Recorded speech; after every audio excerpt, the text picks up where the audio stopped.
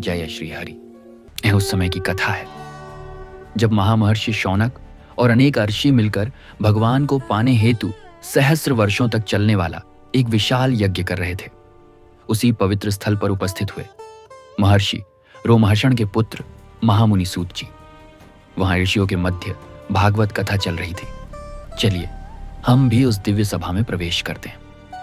हे महर्षि शौनक, आप सबने अब तक सुने कैसे व्यासदेव तथा शुकदेव का जन्म हुआ और कैसे नारद जी के मार्गदर्शन से व्यासदेव ने अपनी दिव्य भागवत यात्रा प्रारंभ की और वही भागवत महापुराण रचा जिसके श्रवण मात्र से संसार के सारे पाप नष्ट हो जाते हैं। हे सूत जी, कृपया इस महान ग्रंथ के विषय में हमें और विस्तार से बताइए। यह महाग्रंथ स्वयं नारायण का साक्षात स्वरूप है। इसमें नारायण की जन्म कथाएं, उनकी लीलाएं, उनके अवतार, उनके द्वारा किए गए चमत्कार और उन पर समर्पित वह भक्ति है जो मोक्ष से भी श्रेष्ठ है। इसमें उनके गुण कीर्तन का महिमामय वर्णन है। वही नारायण जिनसे पंच ज्ञानेंद्रियां, पंच कर्मेंद्रियां, मन, बुद्धि, अहंकार और पंच महाभूत सबकी उत्पत्ति हुई, जो कारण सागर में योग निद्रा में शयन करते हैं, जिनकी नाभि से उत्पन्न कमल के भीतर से सृष्टिकर्ता ब्रह्मा प्रकट हुए, वही हैं आदि नारायण।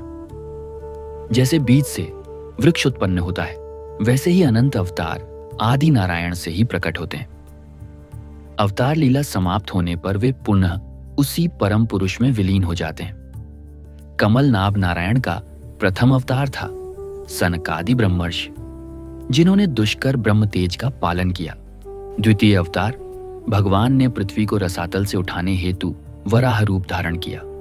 तृतीय अवतार नारद हुए, जो मनुष्य कर्मों का पालन करते हुए भी कर्म बंधन से मुक्त रहने का मार्ग सिखाते हैं। चतुर्थ अवतार नर और नारायण ऋषि के रूप में, जिन्होंने कठोर तपस्या कर धर्म की स्थापना की।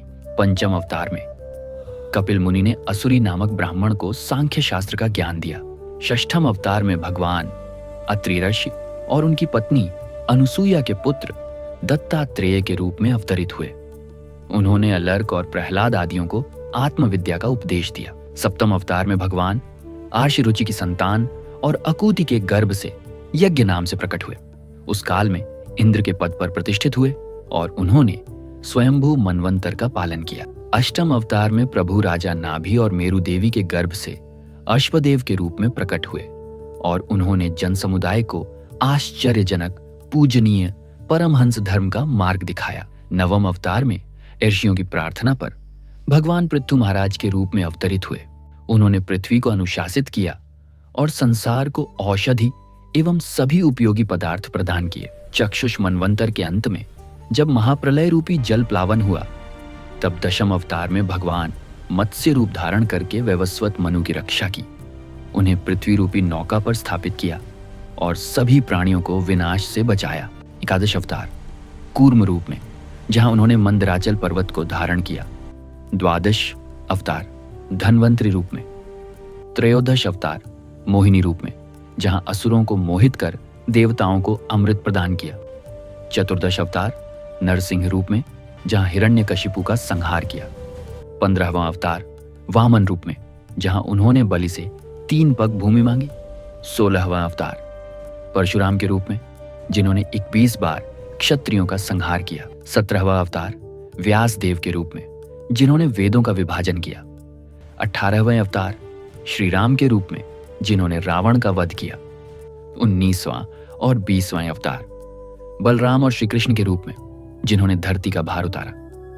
21 भविष्य कलयुग के प्रारंभ में किकट देश में जन्मे अजन का पुत्र बुद्ध कहलाएंगे, धर्म विमुख जनों को शांति और करुणा का मार्ग दिखाने हेतु। 52वां भविष्य कलयुग के अंत में विष्णु यश ब्राह्मण का पुत्र कल्कि अवतरित होंगे, जो अधर्म से भरी पृथ्वी का उद्धार करेंगे। इनमें से कुछ अवतार भगवान के अंश हैं और कुछ कला है। मत्स्य कूर्मादि अवतार, उनका अंश अवतार एवं सनत कुमार और नारद प्रभृति उनके कलाएं, परंतु श्री कृष्ण स्वयं भगवान है। जब जब अधर्म बढ़ता है, तब तब वे अवतार लेकर धर्म की रक्षा करते हैं। जो मनुष्य प्रतिदिन या संध्या के समय भगवान के इन अद्भुत अवतार चरित्रों का भक्ति सहित श्रवण करता है, वह संसार के समस्त दुखों से मुक्त हो जाता है।